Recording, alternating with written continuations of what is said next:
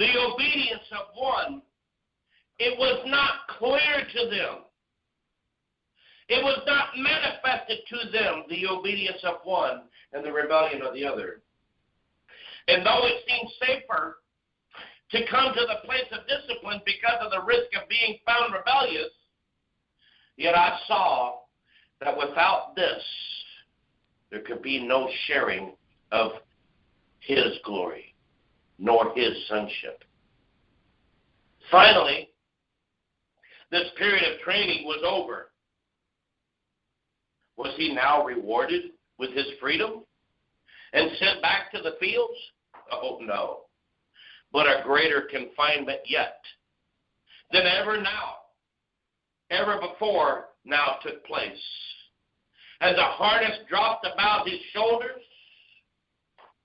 even more discipline. Now he was found there was not even the freedom to run about in the small corral. For in the harness, he could only move where and when his master spoke. And unless this master spoke, he stood still. The scene changed again. And I saw the other colt standing on the side of the hill, nibbling at some grass. Then across the fields, down the road, came the king's carriage, drawn by 6 wonderful, beautiful horses. With amazement, the colt saw that in the lead, on the right side, was his brother colt, now made strong and mature, and on the good corn in the master's stable. He saw the lovely pom-poms shaking in the wind, noticed the glittering gold bordered harness about his brother, heard the beautiful tingling and jingling of the bells on his feet, and envy came over his heart. Thus he complained to himself, "Why has my brother been so honored, and I am neglected? They have not put bells on my feet, nor put pom-poms on my head. The master has not given me the wonderful responsibility of pulling his carriage, nor put about me the gold harness. Why has he chosen my brother instead of me?" And by the Spirit, the answer came back to me as I watched, because one submitted to the will of the master and one rebelled. Thus, the one who was chosen and the other was set aside. Then I saw a great famine sweep across the countryside, and the green grass became dead, dry, brown, and brittle. The little streams of water dried up and stopped flowing, and there was only a small, muddy puddle here and there. Then I saw the little colt, and I was amazed that it never really seemed to grow or mature. As he ran here and there across the fields looking for fresh streams and green pastures, but finding none. Still he ran seemingly in circles, always looking for something to feed his famished spirit. Notice there I said famished spirit, and not the flesh. But there was a famine in the land, and the rich green pastures and flowing streams of yesterday were not to be had. One day, the colt stood on the hillside, on weak and wobbly legs, wondering where to go to find food and how to get the strength to even go. It seemed like there was no use, for good food and flowing streams were a thing of the past. And all the efforts to find more only caused him to become weaker and more frivolous. Suddenly, in the distance, he saw the king's carriage coming down the road, pulled by 6 great, beautiful chestnut horses. And he saw his brother on the right side, in the lead, fat and strong, muscles rippling, sleek and beautiful with much grooming. His heart was amazed and puzzled, and he cried out, "My brother, where do you find the food to keep you strong and fat in these days of famine? I have run everywhere in my freedom, searching for food, and I have not found none. Where do you in your awful confinement find food or water in this time of famine and drought?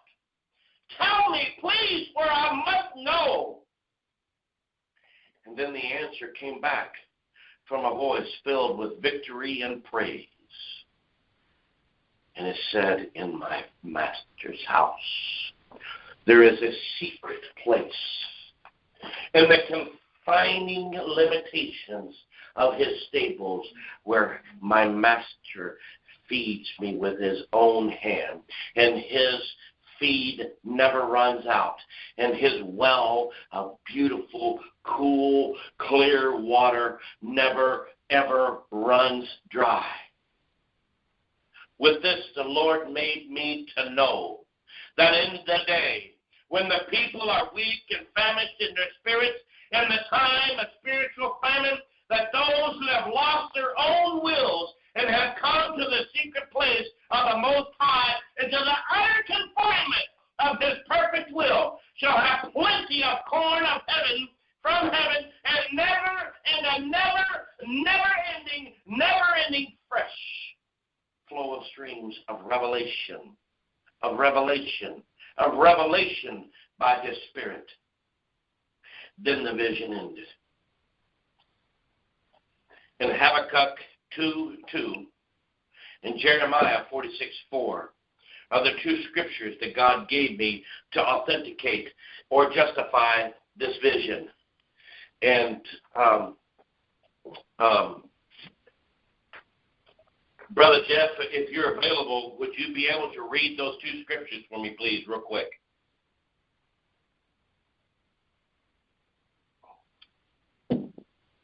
Real quick, what scriptures? The first one is Habakkuk 2, chapter 2, verse 2. Chapter 2, verse 2, okay, and what's the other one? It is Jeremiah 46:4. Jeremiah 46:4? Yeah. Okay, hold on a second.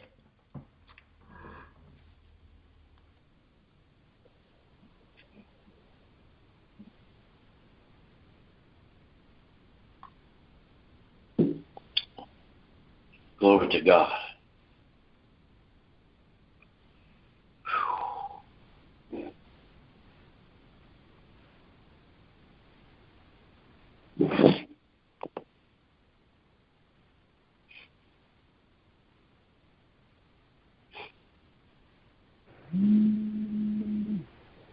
Brother Bush, what was the first one? Habakkuk. I've got it. Thank you. Habakkuk 2:2 says, the word says, "And the Lord," and this is King James Version, "and the Lord answered me and said, Write the vision and make it plain upon tables, that he may run that readeth it." And the other one was Jeremiah 46:4.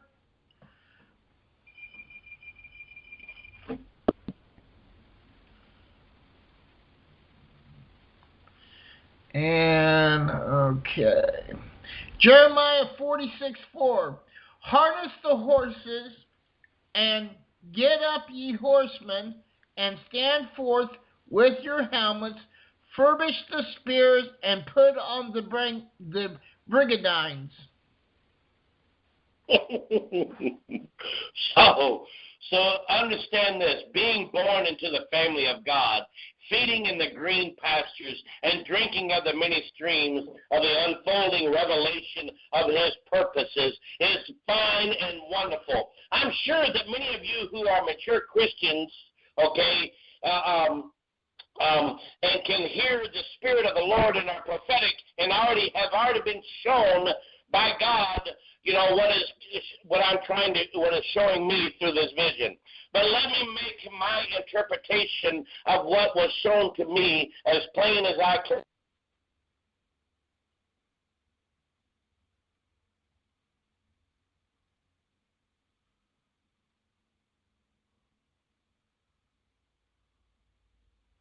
We seem to have lost Brother Bruce. I agree. Play a song and I'll get a hold of him. All right. Oh, he's back. Okay. Well, that was strange. Okay. You got so excited that you hung up on yourself. Okay, let me do this again. See, I'll explain this again. While we were children, young and undisciplined, limited by our own outer fence of law that ran around the limits of the pastures that kept us from getting into the dark pastures of poison weeds, he was content. God was content to watch us develop, okay, and grow into the young manhood, spiritually speaking. But the time came to those who fed in his pastures and drank in his streams when they were to be brought into discipline or child training or training for the purpose of making them mature sons for doing the work that they were predestined, preordained, and predetermined to do from the foundation of the earth. Many of the children today cannot understand why some of those who have put on the harness of God cannot get excited by the many, many religious games and playful antics of the immaturity. They wonder why the disciplined ones run not after every new revelation or religious activity. They wonder why some will not race with them to build these grand, great, and noble churches. They cannot truly understand the simple fact that this company of servants is waiting for the voice of the Master, and they do not hear God in all this shallow, muddy, brown, dead, outward activity. They will move when the Master speaks, but not before. Though many temptations come from the playful coach, and the coach cannot understand why those who seemingly appear to have great abilities and strengths are not putting it to good use. Get the parents on the road, they say.